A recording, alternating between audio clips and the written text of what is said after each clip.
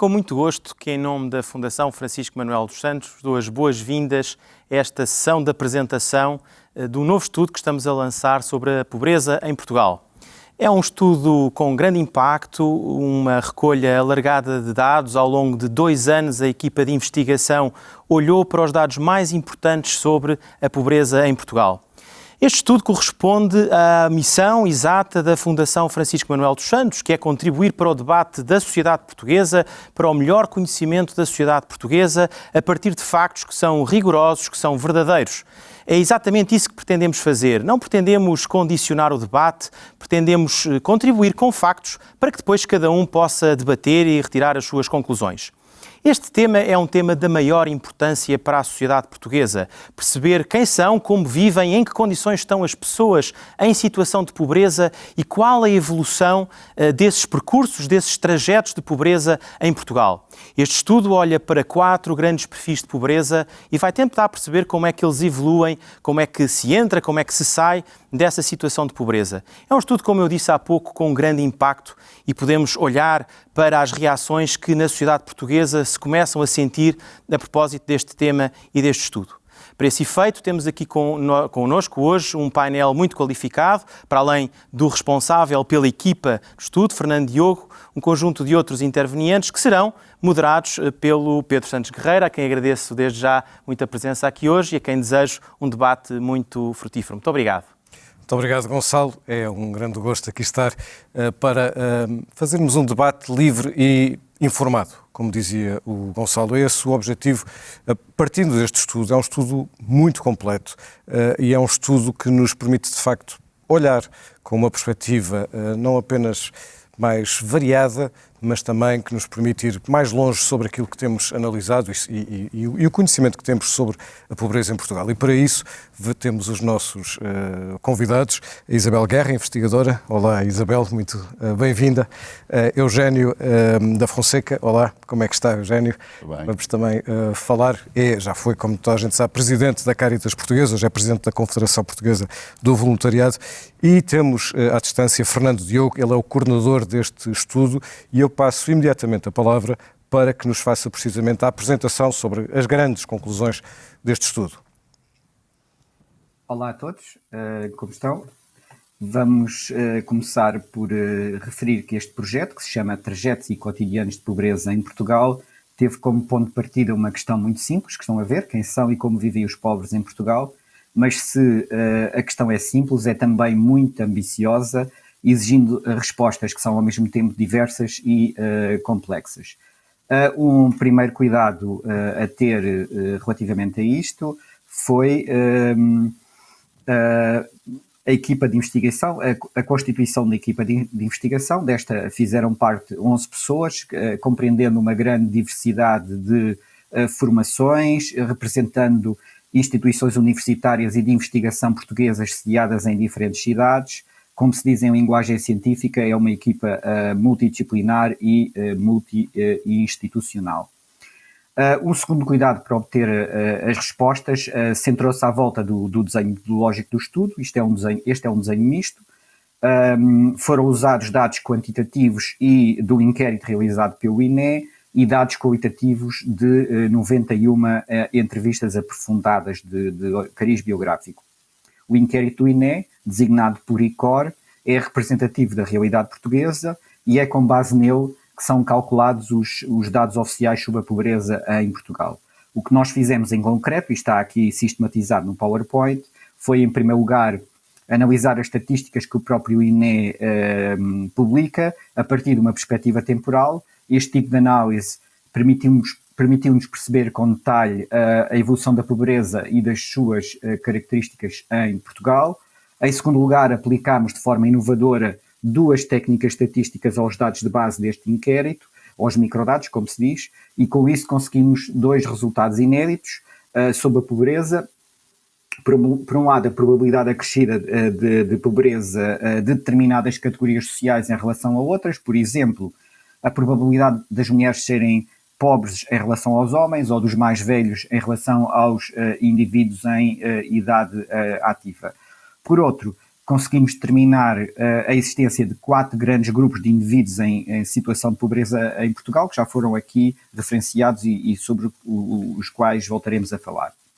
Em terceiro lugar, confrontámos estes grupos com estudos anteriormente feitos sobre a pobreza, em particular estudos qualitativos, para desta forma afinarmos as suas características principais, e o resultado desta primeira parte do estudo é termos informação inédita sobre a pobreza em Portugal e, ao mesmo tempo, e pela primeira vez, perfis de pobreza com uma sólida base estatística. O desafio seguinte, que foi, aliás, bastante importante, passou a ser por definir que pessoas entrevistar e onde as encontrar. Isto envolveu um elevado número de instituições, muito diversas, para evitarmos uma das formas de acesso mais usadas em estudos deste tipo, que é ir bater à porta das instituições de apoio social e solicitar os contactos dos seus beneficiários ou utentes. Isto também foi feito, obviamente, mas muito mais que isso. Foi também uma opção muito importante conservar a diversidade interna dos perfis, em detrimento de uma opção mais focada nas suas características principais. Isto permitiu representar melhor a diversidade de situações de pobreza existentes no território nacional. A última grande opção metodológica de que vos quero falar respeitou à divisão das entrevistas por todo o território. Fomos aos centros das maiores cidades, a sedes de concelho rural, a aldeias com 30 habitantes, sem esquecer as regiões autónomas. Entrevistámos quase tanta gente no interior rural do que no litoral. Em relação aos principais resultados, vamos aqui atualizar e passar à frente.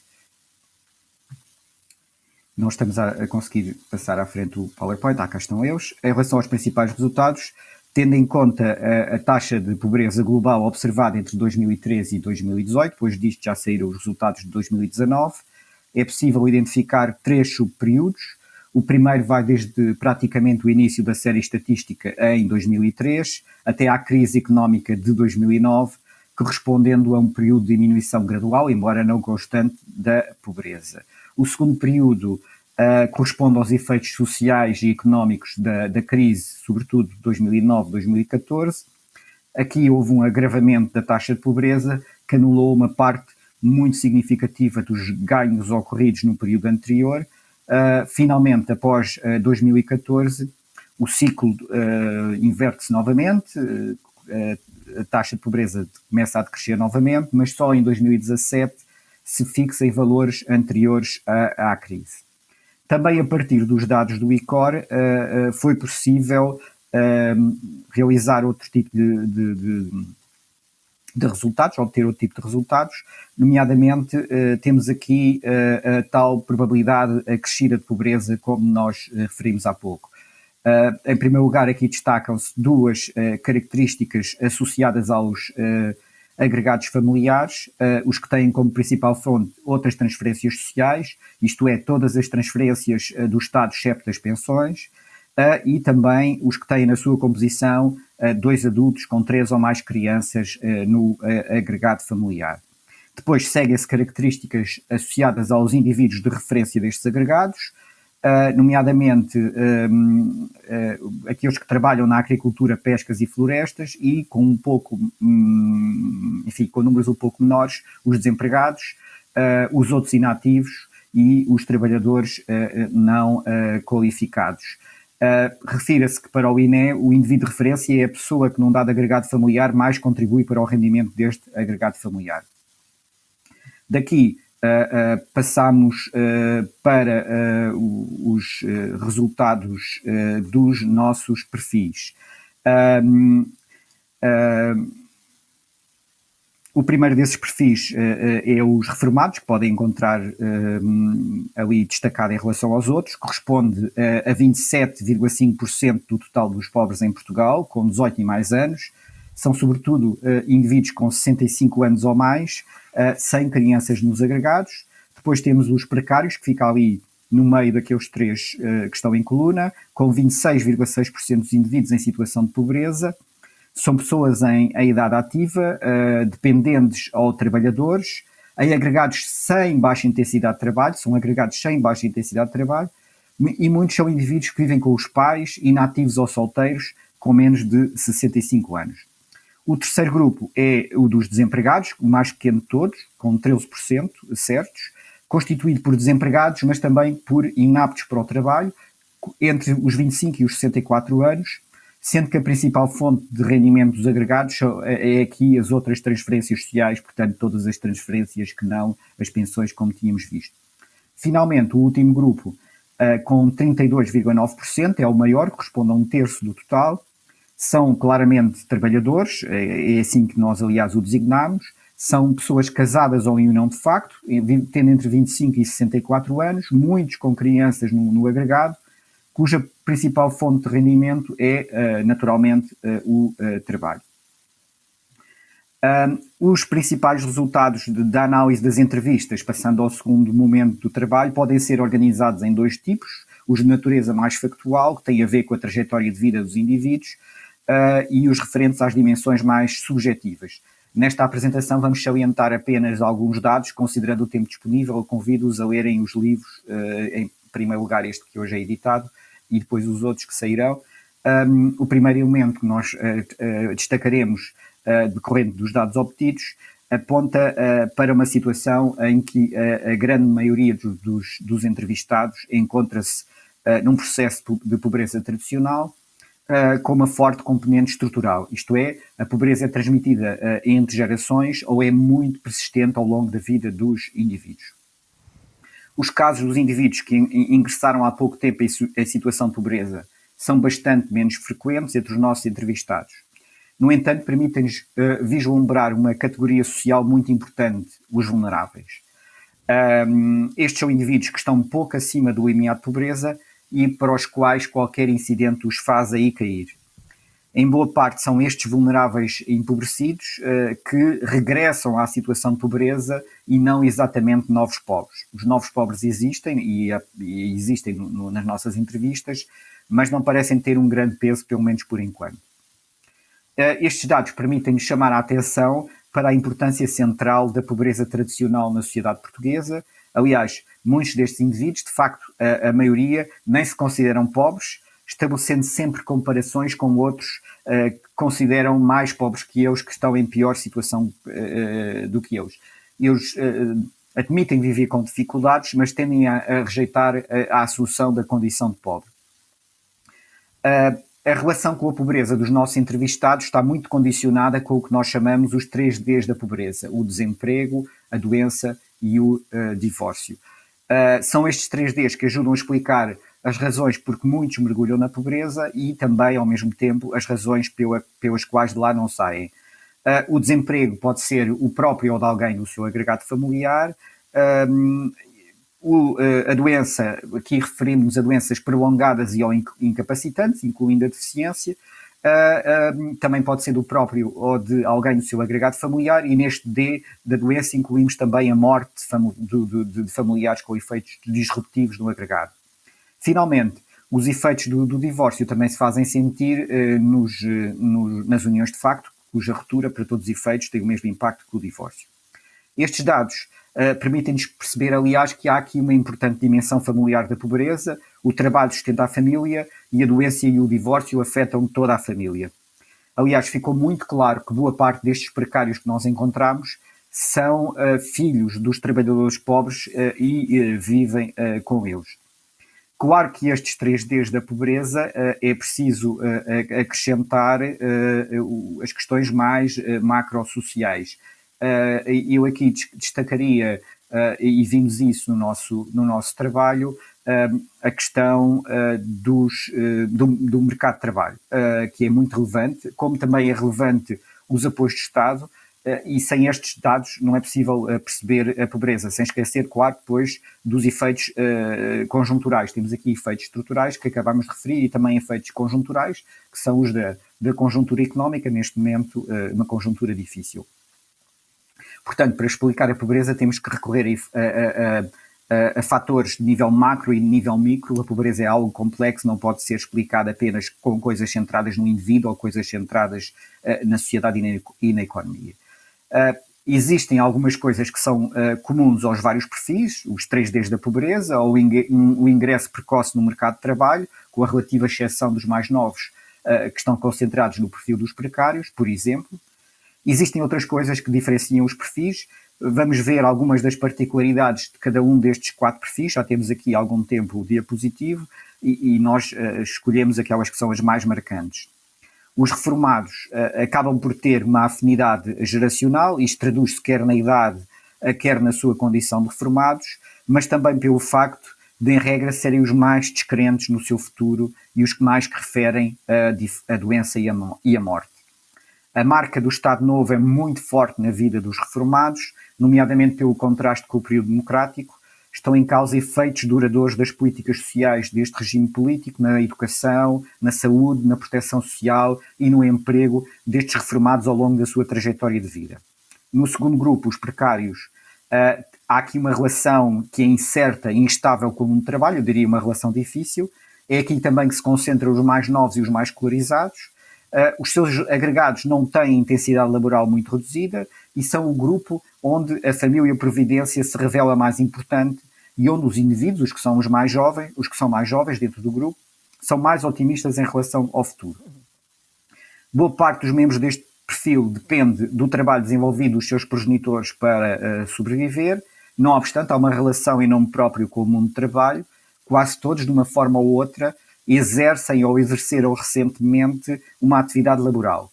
A atividade em causa é para quase todos, exercida à margem das normas que regulam a relação salarial, frequentemente em condições de grande penosidade, em precariedade e com salários muito baixos.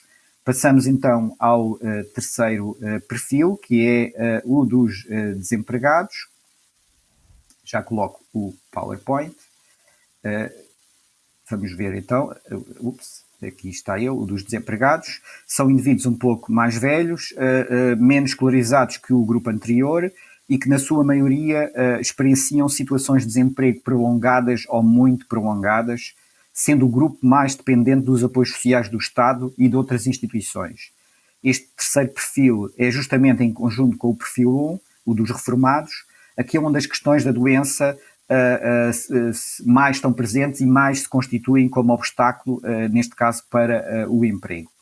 O perfil 4, o dos trabalhadores, contrasta com os restantes pela relação muito forte com o mundo do trabalho. É aqui que a doença se manifesta menos. A maior parte dos indivíduos do perfil 4 tem uma situação estável no mercado de trabalho. Contudo, isso não impede que existam outras situações de grande fragilidade em relação ao trabalho no seu agregado familiar.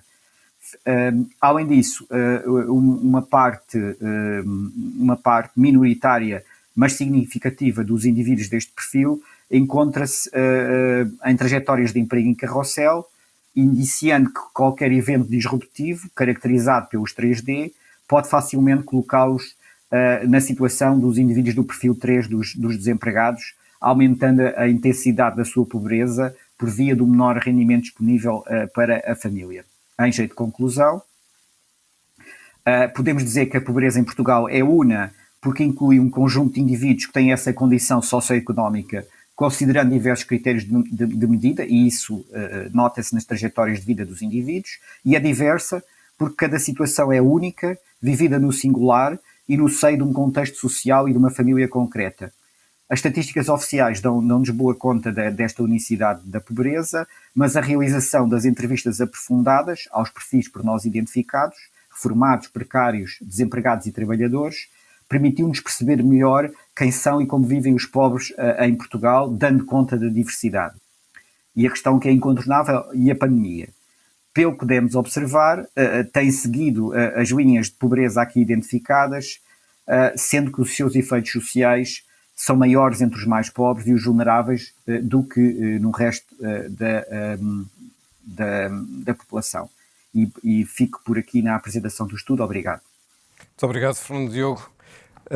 Isabel Guerra, Este tem muita experiência de participação em vários estudos de pobreza. Este estudo, quer pelas técnicas estatísticas utilizadas, quer pelas entrevistas e pela definição de 4 perfis, é um estudo que tem diversas especificidades e, portanto, também leituras muito específicas. Qual é a sua visão, a primeira visão global sobre as conclusões que este estudo, enfim, quais são as que sublinha?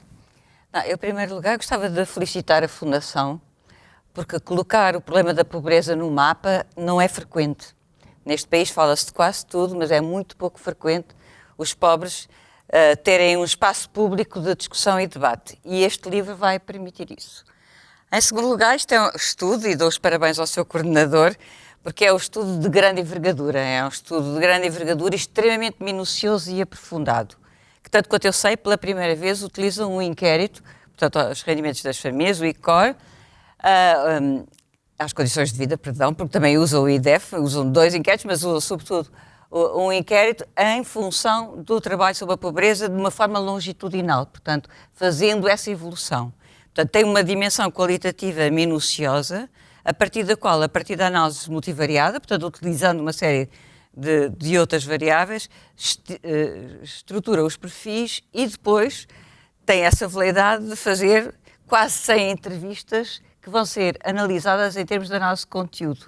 Quem conhece um bocado de investigação e sabe o que é análise de conteúdo, imagina o que é o trabalho de fazer 100 entrevistas num território nacional e ilhas e depois fazer uma análise de conteúdo sobre isso. Portanto, é realmente um estudo de uma enorme minúcia e detalhe que merece ser louvado. No que diz respeito aos perfis e às conclusões, eu penso que este estudo está um pouco na continuidade de outros que têm vindo a pôr em cima da mesa, digamos, os 3Ds e as mesmas, digamos, questões que a pobreza coloca em Portugal, na medida em que, e como provavelmente iremos falar, não tem havido uma alteração profunda, quer dos perfis de pobreza, quer dos montantes de pobreza. E, nesse sentido, este estudo vem na continuidade de outros e lança pistas para aprofundamentos, que eu até depois gostaria de falar, para aprofundamentos posteriores que me parecem muito promissores. Eugénio da Fonseca, e na sua opinião, nós, como víamos agora, nós todos os anos olhamos para o indicador de limiar de pobreza, para as estatísticas do INE. Este estudo é mais do que isso, é mais profundo do que isso e também lança um alerta mais, sobretudo mais informado, não é? Qual é a sua leitura? Primeiro quero juntar as minhas felicitações também àquelas que a Isabel já formulou e para além daquilo que ela referiu, eu vejo neste estudo uma potencialidade interessante até para fazer chegar ao público que porventura não esteja tão informado nestas áreas, conceitos que são muito importantes para se perceber o fenómeno da pobreza. Eu dou um exemplo. Essa ideia que muitas vezes passa, sobretudo em tempos de crise, da existência de novos pobres, foi sempre um conceito com o qual eu tive uma má relação. E aqui acentuar-se uma questão que é, em termos da solução do problema, mais nítida, que é a vulnerabilidade. É muito importante. E neste estudo isso aparece com bastante nitidez. Depois é um estudo que, em termos conceptuais, ajuda o leitor a situar-se numa terminologia que muitas vezes, por desconhecimento, leva a estigmatizações que são muito prejudiciais no combate à erradicação da pobreza. Por outro lado, considero que este estudo tem uma componente muito interessante que vai na linha daquilo que a Isabel acabou de dizer, da preocupação que o investigador teve de fazer entrevistas diretas e traz para o estudo a narrativa de algumas dessas entrevistas. O que nos faz entrar forçosamente em sintonia com aquilo que é o sentimento das pessoas que foram entrevistadas. Porque isto é muito importante com quem lida com as questões da pobreza, ter esta sintonia e não trabalhar apenas números, mas saber que por trás dos números há pessoas concretas. Aqui eu tenho muita pena que haja este esforço para o investigador que vai trabalhar com dados. E sabemos que há vários estudos sobre a pobreza, mas que o estudo da pobreza em Portugal não é muito... não vem de longa data. Ela parece estruturada a partir dos anos 90, praticamente, em que começam a fazer estudos, e aí a Manuela Silva, o Bruta Costa, etc., tiveram um papel muito importante.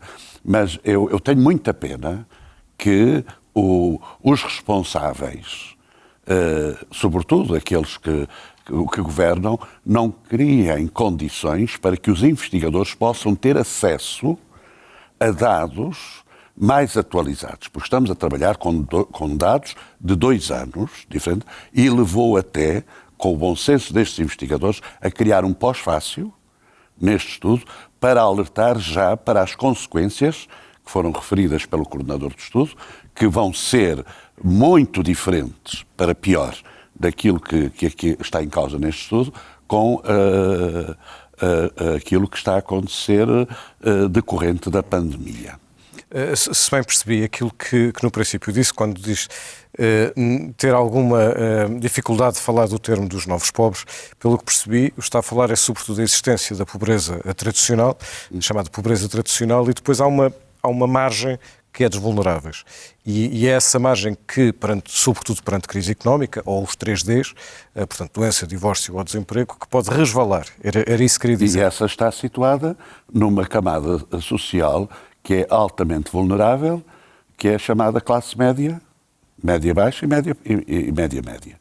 Portanto, sempre que há uma crise, é a classe média, são aqueles que vivem, sobretudo, os rendimentos do trabalho, que são mais afetados e resvalam imediatamente para a linha que divide os pobres dos não pobres. Embora esta linha, aquilo que é considerado a mediana, ela também é muito discutível, não é? Porque até o próprio estudo revela isso. A mediana oscila conforme o interesse que se possa ter, por quem faz essa oscilação são instâncias políticas, para se fazer uma análise mais suave da pobreza, e ela, portanto, vai oscilando a mediana conforme aquilo que a gente quer recolher, e é sobre isso que os investigadores muitas vezes têm que trabalhar, sabendo que a realidade pode ser outra. Isabel Guerra, o que nós vemos é que neste estudo, percebe-se, o estudo analisa dados desde 2003 e percebe-se que há uma evolução das tendências, e estamos a falar de grandes números, não é? Mas há uma evolução das tendências que coincide com os ciclos económicos. E vê-se perfeitamente naquele gráfico que o Fernando Diogo mostrou que no período 2009-2014, portanto coincidido com a crise económica, os dados agravam-se e depois melhoram. Depois disso tem a ver com os ciclos económicos, mas ainda estamos a falar, mesmo assim, no final deste período até 2018, de uma taxa de 17%. Portanto, estamos a falar cerca de 1.700.000 pessoas no final de 2018. Como é que se explica uma dimensão ainda tão profunda da pobreza em Portugal?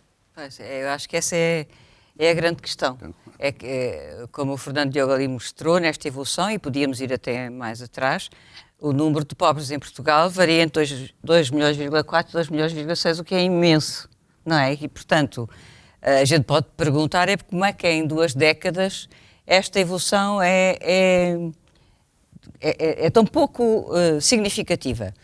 E eu volto um pouco atrás também para um dado que o estudo dá, que é a quantidade de pessoas que o Fernando Diogo no estudo aponta que são pobres antes das transferências sociais, que é quase metade da população portuguesa. Exato. Bem, sei que estou a retirar as pensões, não é? Portanto, não se pode dizer que eu seja pobre porque ainda não recebi a minha reforma, porque eu descontei para a minha reforma. Mas isto mostra que uma parte significativa das pessoas em Portugal não vive diretamente do funcionamento do mercado de trabalho.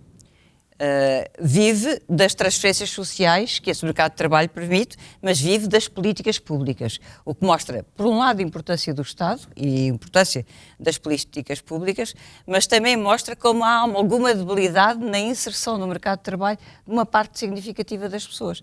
Nesse sentido, não deixa de ser curioso que 3 daqueles perfis sejam perfis na relação com o mercado de trabalho e um na relação com as políticas sociais. Portanto, porquê é que isto acontece? Porque Portugal é um país pobre.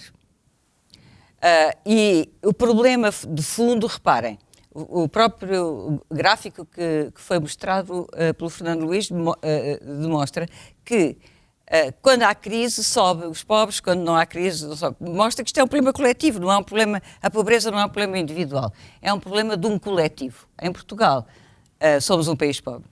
Digamos assim, em Genebra o salário mínimo é de 3.800 euros, não é? Em Portugal é de 665. E isto mostra que eu recebo como reforma menos do que o salário mínimo de Genebra, não é? Portanto, os níveis de desenvolvimento portugueses são muito frágeis, a distribuição de rendimentos é extremamente agravada e a pobreza não é uma prioridade. E nestas 3 razões nós encontramos porque é que há 20 anos para cá temos 2,5 milhões de população abaixo dos limiares de pobreza, o que é, efetivamente, um insulto a qualquer sociedade democrática. Vamos ouvir Fernando Diogo também sobre com este pano de fundo. Como é que se explica que, enfim, ao longo das décadas, que o problema permaneça? Ele é, de facto, coletivo e não tem uma resposta que seja coletiva? O problema da pobreza é um problema complexo. É daquelas coisas que, quando nós nos confrontamos com alguém que está em situação de pobreza, conseguimos rapidamente dizer esta pessoa é pobre, para os nossos botões, pelo menos, mas depois, quando começamos a trabalhar a questão do ponto de vista conceptual, começamos a perceber-nos que há ali muitas sutilezas, muitas dificuldades, não é? Portanto, a questão é complexa. Agora, é evidente que há aqui dimensões que têm a ver com os indivíduos e dimensões que têm a ver com o coletivo, nomeadamente com as questões estruturais, com as questões de organização do mercado de trabalho e por aí fora. Se me perguntarem o que é mais importante, eu diria que são estas dimensões coletivas. E isto passa muito por aquilo que são as opções políticas que se têm realizado na sociedade portuguesa, que condicionam o desenvolvimento da sociedade portuguesa e, ao condicionar o desenvolvimento, impedem uma maior descida da pobreza ou para valores mais pequenos. A nossa pobreza não é especialmente alta no contexto da União Europeia, mas podia ser e em especial nos países do sul da Europa, mas podia ser bastante mais pequena, porque há outros países onde essa taxa de pobreza é substancialmente mais baixa. Entre os fatores que mais condicionam a pobreza em Portugal estão fatores que aliás, travasam as próprias questões das políticas sociais. Desde logo as questões do rendimento de trabalho, que são incontornáveis aqui neste estudo, vão de uma maneira ou outra bater nos 4 perfis, a questão dos rendimentos de trabalho. Logo, podem dizer os reformados não têm rendimentos de trabalho. Não têm, mas já tiveram. E foi a sua vida profissional que construiu a sua situação de pobreza na reforma. Os reformados pobres são os antigos trabalhadores pobres e nós podemos perspectivar que os atuais trabalhadores pobres serão, com grande probabilidade, os reformados pobres do futuro, e já agora os precários, um pouco mais novos, muitos. As coisas também não estão a correr bem, pelo contrário, estão até a correr pior do que no grupo dos trabalhadores pobres. E temos aqui, portanto, dimensões estruturais muito importantes a afetar a vida do indivíduo, que se vão complementando com as dimensões individuais. Ou seja, nós o que vemos é que cerca de um terço dos pobres têm trabalho e mais cerca de um quarto são precários. Ou seja, ter trabalho não é condição suficiente para sair da pobreza. Pronto, eu sobre isso diria 2 coisas. A primeira, atenção, estamos a falar da parte qualitativa do estudo se é verdade que a parte quantitativa nos diz que há um terço que está no perfil dos trabalhadores e mais um quarto no perfil dos precários, depois quando vamos analisar e aprofundar essas coisas já estamos na parte qualitativa. Mas o que a parte qualitativa nos ensina é que podemos esperar que as pessoas que estão no perfil de trabalhadores sejam pessoas que têm uma relação forte com o mercado de trabalho, como nós vimos. Muitos dos nossos entrevistados, a maioria dos nossos entrevistados, e surpreendeu-nos um pouco, eu não estava à espera, sinceramente, de encontrar a maioria dos entrevistados com uma relação tão forte com o mercado de trabalho, muitos são efetivos há 10 e há 20 anos. Nos precários a situação é bastante mais difícil, há ali tudo, desde pessoas que vão intercalando o estudo com os pescados, até pessoas que têm agora um contrato efetivo, mas passaram a vida toda em situação de grande precariedade e estão na casa dos 50, 60 anos. E temos depois jovens que de maneira nenhuma conseguem encontrar um trabalho estável, que vão andando entre emprego e desemprego, jovens que vão saindo de casa dos pais e regressando à casa dos pais. Vamos encontrar aqui situações muito difíceis no mercado de trabalho para este grupo dos precários, mas sim, há aqui uma luta muito grande dentro das pessoas deste grupo para se relacionarem com o mercado de trabalho. Isso contrasta muito com aqueles que estão no perfil dos desempregados, em que o afastamento do mercado de trabalho é grande. Alguns estão desempregados desde a crise de 2009, 2014, diga-se de passagem, dos entrevistados, claro. Para acrescentar àquilo que foi dito, que é sobretudo a questão da prioridade e fazer-se deste combate uma prioridade política. E ela vai oscilando conforme os contextos evolutivos da própria economia. Agora, nós estamos num país que, apesar das fragilidades económicas, assumiu politicamente que a pobreza era uma violação dos direitos humanos. Isto traz encargos em termos das responsabilidades políticas muito sérios. E nunca se fez, como a Isabel referiu, e eu vou utilizar um termo ainda mais forte, nunca se fez do combate a este flagelo um desígnio nacional. E ele esbarra logo na concepção que aqueles que produzem as leis têm relativamente à pobreza. E devia haver aqui um pacto de regime para aquilo que é essencial neste combate. Depois, as medidas que vão sendo criadas são medidas muitas vezes partilhadas. Os próprios que precisam ter acesso a essas medidas de proteção social estão perante o emaranhado de medidas, uma diversidade tal que muitas vezes têm dificuldade em chegar lá, a juntar uma burocracia, às vezes totalmente despropositada relativamente aos benefícios dos próprios benefícios de proteção social que têm. E essa burocracia muitas vezes até impede as pessoas de terem a vontade de lhes aceder. E depois um problema que também me parece que é um problema nacional, que é a desarticulação entre os diversos atores que deviam intervir no combate. A começar logo por aqueles que têm a responsabilidade da criação das políticas públicas, porque foi dito, e o estudo refere isso com muita clareza, que estamos perante um problema uno, mas diverso, complexo, onde tem que intervir vários sectores. Não é um problema apenas de segurança social, é um problema também da educação, como aqui foi referido, do trabalho, da habitação, da justiça, da saúde, da coesão territorial e, portanto, nós sabemos como difícil é a articulação entre estes diferentes sectores da governação. Eu tenho defendido que a gestão deste problema devia estar localizado, por exemplo, na presidência do Conselho de Ministros, para que essa articulação fosse mais fácil, porque em termos de eficácia,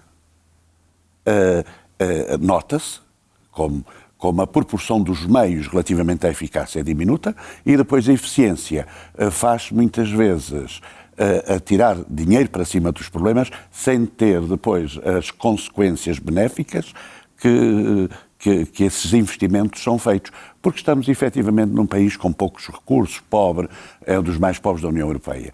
Mas efetivamente as prioridades muitas vezes têm ido para outras áreas e não para uma que é estrutural como esta. É inadmissível que este país consiga ter gerações consecutivas que só conheceram a pobreza enquanto passaram por este mundo.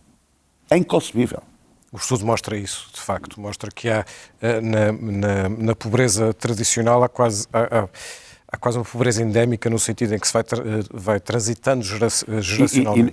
E não vale a pena passar a ideia de uma fatalidade, que é mesmo assim, porque não é.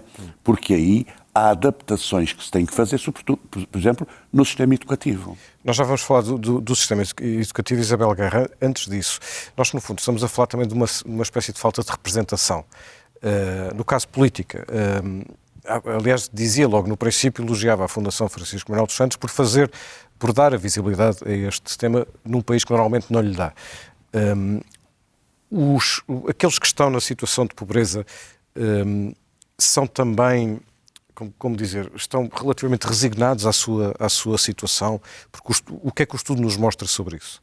Pois é, o estudo vem mostrar em todos os perfis, depois o Fernando que confirme, em todos os perfis uma grande conformismo, não é? O conceito, um grande conformismo à sua própria situação quando são interrogados, mas esperam um dia vir a ter mais condições, a vir a ser... As pessoas, tirando alguns mais novos e mais qualificados, não têm essas expectativas. É um dos problemas que, como disse, mais incomoda, porque, de alguma forma, a compreensão deste conformismo está na capacidade de poder alterar quer a lógica com que as pessoas estão na vida, os pobres, quer a lógica das políticas sociais. Dito de outra maneira, do meu ponto de vista, a pobreza é resultado de uma relação entre as necessidades sentidas e as oportunidades de as satisfazer. Deixe-me dar um exemplo. Imagine que eu tenho fracos rendimentos e quero tirar um curso para me qualificar melhor e ter um melhor salário. Não posso largar o meu emprego porque sem isso eu não sobrevivia. Não há curso à noite. O curso é caro. Não tenho condições de fazer. Portanto, eu tenho a necessidade, mas não tenho a oportunidade. Mas também acontece o contrário. E o Fernando tem razão quando põe a dizer que o problema é muito mais complexo do que isso. É que eu posso ter cursos à minha disposição, bem interessantes e que permitiriam uma grande capacidade de inserção no mercado de trabalho, mas não sinto necessidade de o fazer porque estou, entre aspas, conformado.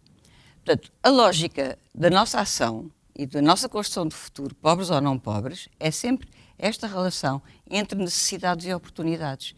Do meu ponto de vista, as políticas públicas deviam dar novas oportunidades e não necessariamente encher, como o Eugênio há bocadinho dizia, ter uma concepção material da pobreza onde ela se resolve com mais um subsídio, mais uma, etc.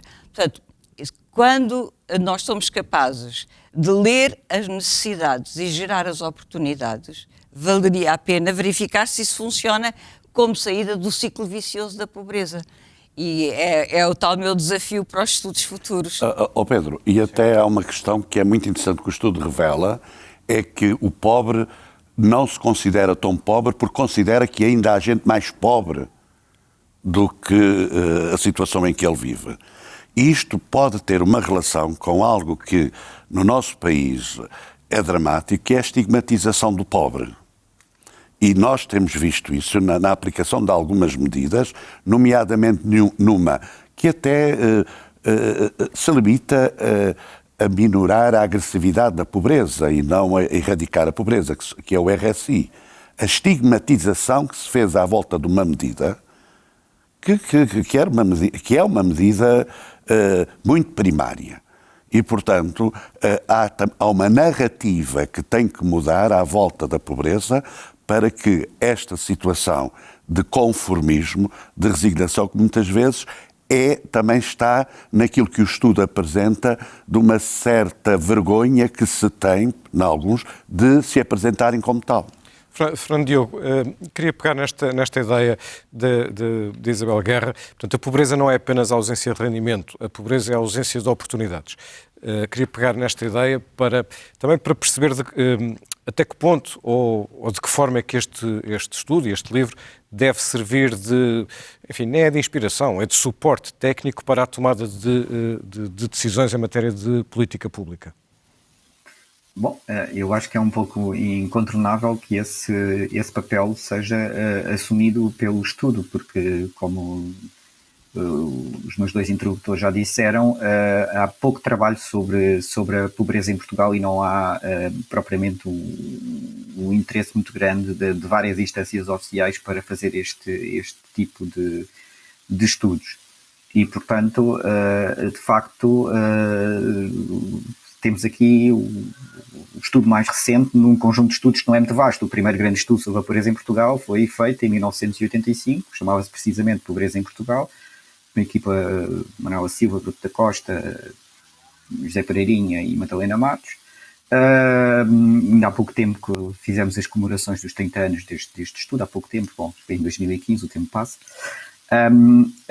E portanto temos essa questão de que é incontornável, porque há poucos trabalhos sobre isto, e há aqui e o estudo tende a ser o mais neutral e científico possível, portanto nós não damos pistas de política social e fizemos-lo deliberadamente porque queremos, como dizia o Gonçalo a abrir, deixar o espaço ao debate público e à formulação das conclusões. Mas há coisas que são bastante incontornáveis. Por exemplo, um resultado do estudo que me parece que tem um impacto político enorme, e não está lá referido, aliás, qualquer impacto político, diga-se, é o facto de 20 ou 30 euros por mês fazerem toda a diferença do ponto de vista do orçamento mensal da família, não é? 20 ou 30 euros por mês no ordenado. Quando estão a discutir reformas, quando está a discutir o salário mínimo, esta informação eu acho que tem todo o potencial para ter impacto na formulação das políticas públicas, porque tendemos a pensar que eles ganham um pouco mais, 20 ou 30 euros é pouco. Não, para estas pessoas que estão em situação de pobreza é uma quantia muitíssimo significativa que tem um impacto muito forte. Isto é apenas um pequeno exemplo do manancial de coisas neste estudo que permitem aos responsáveis das políticas públicas avançar por aí. Mas eu gostava de só fazer um alerta, reforçando uma coisa que disse o Eugénio, que é, se o combate à pobreza for acantonado à segurança social como se faz tradicionalmente, está desde já perdido, não é? Não pode ser de maneira nenhuma acantonada à segurança social, porque há aqui muitas dimensões na pobreza que têm a ver com as questões da educação, com as questões da saúde. Ficou muito claro que as questões da saúde são muito importantes para definir a produção e a reprodução da pobreza dos indivíduos ao longo da vida e ao longo das gerações. Há questões claramente importantes, que são as questões da relação dos indivíduos do mercado de trabalho, que têm a ver com a economia, com a evolução da economia, com a regulação em termos de como se constrói o laço que liga patrões e trabalhadores. Tudo isso são questões que este estudo mostra de uma forma muito clara em termos de dificuldade de sair da pobreza se não tiver essas questões resolvidas. Eu ainda gostava de acrescentar uma coisa em relação a esta, porque o estudo, tendo uma dimensão qualitativa tão importante, permite que a gente trabalhe a pobreza a este nível, que é uma coisa que é muito menos frequente, não é? Nós temos sempre muitas estatísticas que são publicadas, mas compreender por dentro o fenómeno é mais difícil. E eu queria acrescentar à questão do conformismo ainda que nós nos ponhamos nos pés dos pobres, não é? Numa posição, em primeiro lugar, onde nós não conseguimos prover, como muitos outros que nós olhamos, prover das necessidades da família ou a nossa própria independência financeira, alugar a nossa casa. Portanto, há aqui uma culpabilização por uma situação que eu considero que comparativamente não consigo cumprir. Por outro lado, também tenho a sensação de que isto não é justo, que os rendimentos não são distribuídos de forma justa na sociedade portuguesa, que há uns que têm e que a gente vê que são corruptos, etc., por aí fora, e, portanto, também tenho uma sensação de revolta. Portanto, no primeiro caso, dá aquelas pessoas que têm um stress permanente e que estão eternamente deprimidas. E no segundo caso, dá os coletes amarelos, quando vêm para a rua pela própria revolta. Mas o que é verdade é que estas duas dimensões obrigam-me a reestruturar o meu lugar no mundo. Se eu não sou capaz de prever as necessidades da família, se eu acho que o mundo me está a agredir, eu não acredito nas instituições, no Estado, que só dão a alguns, não dão a todos, aquilo é discricionário, etc., eu reestruturo a minha forma de estar no mundo e aquilo que me resta é ficar quieta no meu lugar e deixar-me estar. Porque eu não acredito em mais nada. Não é? A não ser as relações mais próximas e da família e etc., que, aliás, são tão pobres como nós e que, portanto, não conseguem eternamente suportar os filhos, os netos, as gerações, etc. Portanto, acho que percebendo a parte subjetiva, percebemos uma parte significativa desse conformismo e das formas de conseguir gerar capacidade de ação nos pobres. Queria comparar agora muito aquilo que o Fernando Diogo agora dizia, que isto não é só uma questão de segurança social, é também uma questão de educação, é também uma questão de saúde. Começando pela segurança social, há pouco já dizia que é quase como se fosse uma resposta preguiçosa, apenas dar prestações sociais e apoios sociais, não que eles não sejam importantes, mas a resposta tem que ser mais do que isso. Mas, começando por aí, há pouco dizia que há uma estigmatização de alguns dos beneficiários, nomeadamente do RSI, não apenas, mas sobretudo do RSI. Aliás, o estudo também mostra isso, mostra a formação de estereótipos e de que forma é que eles evoluem para preconceitos e, portanto, estigmatização. Começando pelos apoios sociais, este dispositivo que nós hoje temos, ele deve ser melhorado, precisa de ser adaptado, está certo, está errado? Sem dúvida, precisa de uma reformulação forte, em primeiro lugar, na unificação de algumas medidas de proteção social, que poderiam estar aglutinadas naquilo que eu chamo no rendimento de substituição. E um rendimento de substituição digno, que poderia ter como base, e falando de valores, como a Isabel já referiu, que são 600 e poucos euros, podiam ter como base o salário mínimo, com uma particularidade, que era de haver uma possibilidade dessa verba ter um desconto para efeitos de segurança social, um desconto simbólico, para que as pessoas não saíssem do regime de proteção da segurança social, tendo isso depois impactos mais tarde na vida contributiva. Aglutinação e simplificação. E simplificação. No acesso, fundamentalmente. Porque há uma coisa interessante e que se revelou agora a propósito do encerramento das escolas, é que temos que aceitar que a iliteracia é muito grande e ainda maior iliteracia digital. E, muitas vezes, o acesso a estas oportunidades vem-nos por via digital. Ora, estamos a falar de uma população com baixos índices de escolaridade, que nem tem em casa acesso à internet. Eu, quando estava na Cáritas, no ano passado, uma das coisas que se pedia para os alunos era pacotes de internet, porque não havia internet em casa. E passa pela cabeça de quem cria determinadas políticas que isto é agora vulgar, toda a gente ter acesso à internet. É um dado muito importante na execução depois dessas próprias políticas. Por outro lado, deve-se ter em conta que há situações que têm repercussões muito sérias, e que é, por exemplo, a pobreza infantil. O estudo não se refere propriamente a isso, mas com certeza que nós todos já sabemos que é um aumento substancial depois do recuo. Ter filhos é ser pobre. Ter mais filhos é ser pobre. Como ser uma família monoparental, o estudo é claro nisso, é também cair na pobreza. Isto muitas vezes tem a ver com um problema sério. É o acesso dos pobres à justiça.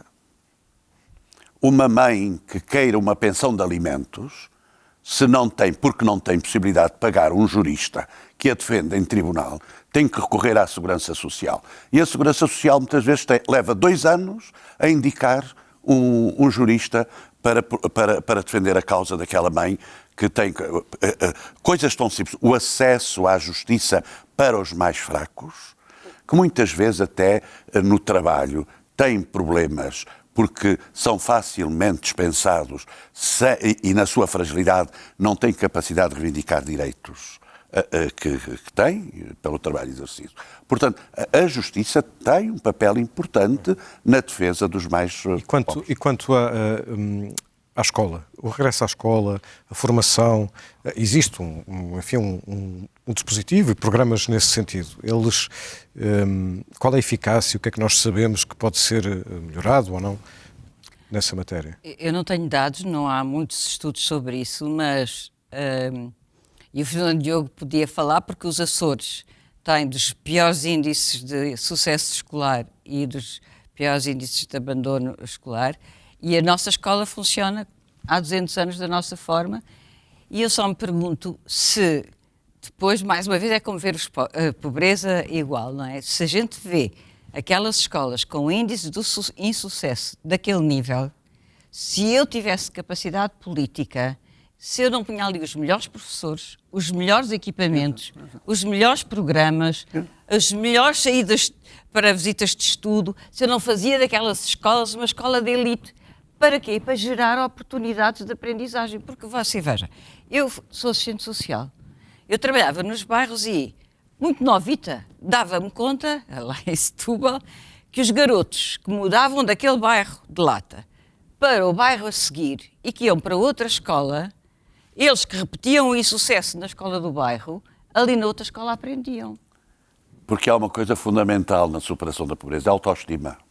E porque se todos os meninos não aprendem, porque é que eu hei de aprender? Exato. Não é? Quer dizer, a mim, acho que este é um problema, mais uma vez, de políticas educativas. Portanto, nós temos que levar a sério os dados que temos sobre o insucesso, sobre o abandono escolar, sobre a formação profissional. Mais uma vez, o meu olhar é sempre sobre as oportunidades. E lembro-me sempre de uma política pública que foi exatamente isso que eu estava a dizer em Espanha. Numa determinada comunidade espanhola, o governo decidiu que, para aumentar a inclusão social naquele território, a única coisa que fazia é, em todas as escolas dos bairros problemáticos, ia pôr os melhores equipamentos, os melhores professores, coisas de ginástica, salas de informática, laboratórios experimentais. E durante 10 anos, esta política funcionou. Quando eu pergunto, então e avaliaram, tiveram resultados? Não avaliámos, mas acho que sim, que tivemos resultados.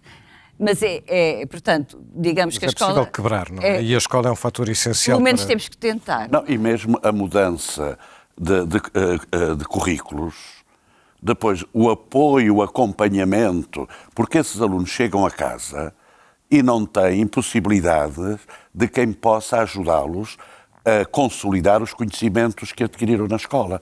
E estas instâncias de acompanhamento são muito importantes. E depois agora há um problema cultural que se chama a meritocracia. Claro que quando entramos neste tipo de avaliações, há sempre aqueles que, sem acesso a oportunidades, ficam para trás. Fernando Diogo, queria fechar falando da pandemia, ou seja, este estudo não é sobre a pandemia, ele já estava a ser feito, portanto, ele acabou por ser uma espécie de retrato da pobreza imediatamente antes da pandemia. Não porque tivesse sido lançado com esse propósito, mas porque coincidiu com o início da pandemia. Da aprendizagem que existe em relação a crises anteriores, crises do ponto de vista económico, quando se olha para aquilo que o estudo chama os vulneráveis, portanto, aqueles que estão na franja ligeiramente acima, mas em risco de cair no limiar de pobreza, o que é que nós podemos já intuir sobre o impacto da pandemia? Bom, neste momento ainda não há muitos dados sobre o impacto da pandemia e quando se fala sobre a relação entre pandemia e pobreza, a primeira coisa que se deve dizer é cuidado, não se deve sequestrar o debate sobre a pobreza em Portugal à questão da pandemia. A pandemia é uma coisa que tem impacto, mas vem ter impacto sobre uma realidade pré-existente e que é importante e grande e que tem uma estrutura, como referiu aliás a Isabel, que tem mudado pouco ao longo dos anos as questões da pobreza em Portugal. Não obstante, também se deve dizer, obviamente, que ao mesmo tempo que há impactos que a pandemia tem sobre isto. Mas estes impactos podem até não ser tão grandes do ponto de vista estatístico como aqueles que nós esperaríamos, porque a fórmula de cálculo da taxa de risco de pobreza, como o INE designa a taxa de pobreza, está feita de tal maneira que, numa situação em que o rendimento diminui, como é o caso, diminui a linha de pobreza e, portanto, pessoas que eram pobres um ano com um determinado rendimento, no ano seguinte, com o mesmo rendimento, já não são pobres. E, portanto, há aqui, digamos, um efeito estatístico que atenua as descidas e as subidas, já agora, da pobreza. Dito isto, para as pessoas não se surpreenderem quando virem os números e não são tão grandes, não é? Como esperariam. Dito isto, é evidente que nós fizemos o pós-fácil, no pós-fácil fomos vendo como é que a pobreza se relacionava com os 4 perfis. Por exemplo, o impacto nos reformados será mais pequeno, mas mesmo assim existirá. no impacto nos trabalhadores e nos precários será grande. Se juntarmos a isto os setores de atividade que são mais afetados. O comum dos mortais, quando pensa em setores de atividade mais afetados. Nós, com toda a certeza, vamos ainda ter tempo, aliás, porque a Fundação vai continuar a fazer análise aprofundada sobre este estudo. Fernando Diogo, Isabel Guerra, Eugénio da Fonseca, muito obrigado e muito obrigado por ter estado connosco.